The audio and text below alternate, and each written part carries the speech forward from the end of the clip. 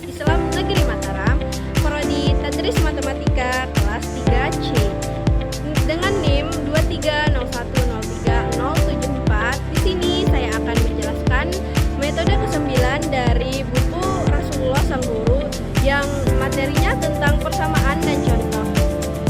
Apakah kalian penasaran dengan penjelasan saya? Stay tune ya guys. Dadah! Bombastic side-eye, criminal offensive side-eye.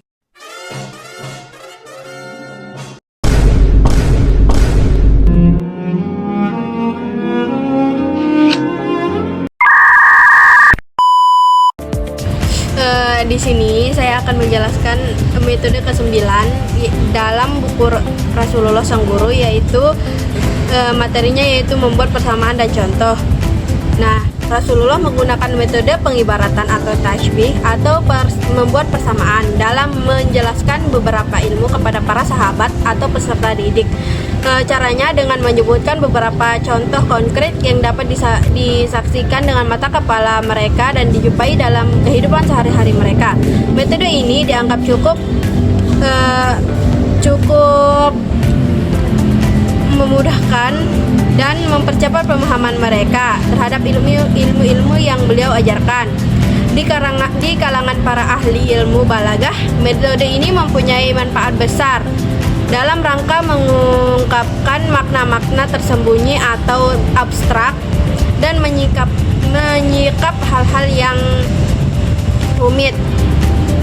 Di dalam Al-Quran pun Allah Subhanahu wa Ta'ala banyak menggunakan ungkapan-ungkapan yang di dalamnya terdapat perumpamaan atau contoh. Demikian pula dengan Rasulullah, dia banyak menyebutkan perumpamaan dalam percakapan, nasihat dan ucapan-ucapannya.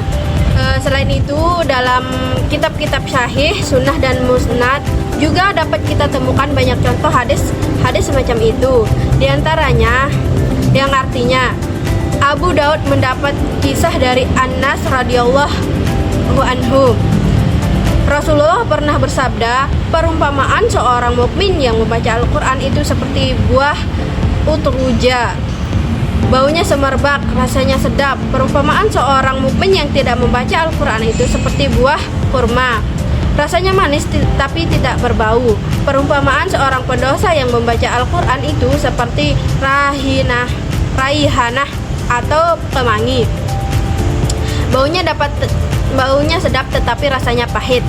Dan perumpamaan seorang pendosa yang tak membaca Al-Quran itu seperti pare, rasanya pahit dan tidak ada baunya pula. Dan perumpamaan teman yang saleh itu seperti memakai minyak wangi, jika kau tak dapat minyaknya, kau akan dapat baunya. Sementara perumpamaan teman yang jahat itu seperti tukang besi, meski kau tak kena hitamnya, kau kena asapnya.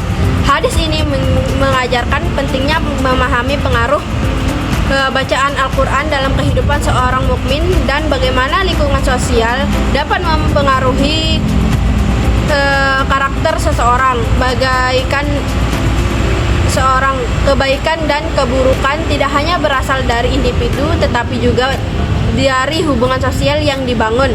Oleh karena itu, penting untuk selalu menjadi pembaca Al-Quran yang baik dan memilih teman yang saleh.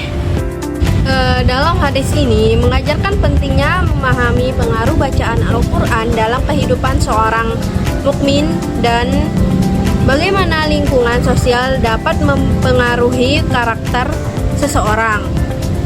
Kebaikan dan keburukan tidak hanya berasal dari individu, tetapi juga dari hubungan sosial yang dibangun. Oleh karena itu, penting untuk selalu berusaha menjadi pembaca Al-Quran yang baik dan memilih teman yang saleh.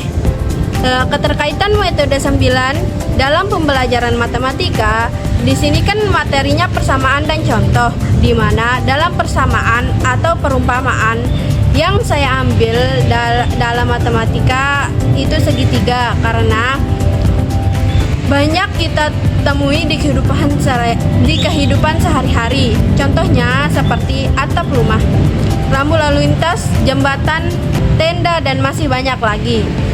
Nah, kalau kita buat kerangka atap rumah, kita menggunakan bentuk segitiga, di mana bentuk segitiga dapat menstabilkan dan mendistribusikan beban dengan baik. Sedangkan dalam desain rambu lalu lintas seperti rambu peringatan, bentuk segitiga memberikan sinyal yang jelas dan memudahkan dikenali oleh pengemudi.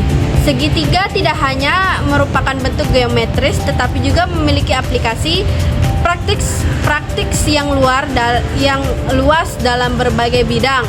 Memahami penggunaan segitiga dalam kehidupan sehari-hari dapat membantu kita melihat bagaimana konsep matematika berperan dalam desain struktur strategi di sekitar kita.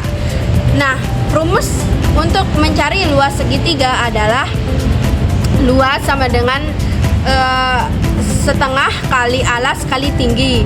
Untuk mencari kelilingnya, sisi tambah sisi tambah sisi.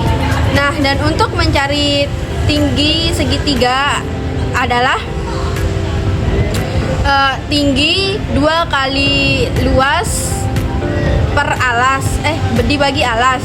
Nah, untuk mencari alas, jika diketahui luas dan tinggi, rumus yang digunakan adalah alas sama dengan 2 kali luas dibagi tinggi. Dan jika diketahui keliling sisi miring, rumus yang digunakan adalah alas keliling dikurangi 2 kali sisi miring. Nah, pertama kita membuat persamaan. Dalam matematika, membuat persamaan adalah dasar untuk memahami hubungan antar variabel. Misalnya, saat mengajarkan aljabar, guru dapat mengaitkan persamaan linear dengan situasi nyata seperti menghitung keuangan dan pengukuran. Kedua, mengaitkan kehidupan dengan sehari-hari. Guru bisa memberikan contoh seperti yang saya berikan contoh yang di atas tadi, atap rumah, rambu lalu lintas, tenda, dan masih banyak lainnya. Dan ketiga, metafora dan analogi. Nah, menggunakan analogi dalam menjelaskan konsep matematika, misalnya menyamakan proses penyelesaian soal dengan menyelesaikan teka-teki, dapat membuat siswa lebih tertarik dan memahami langkah-langkah yang diperlukan.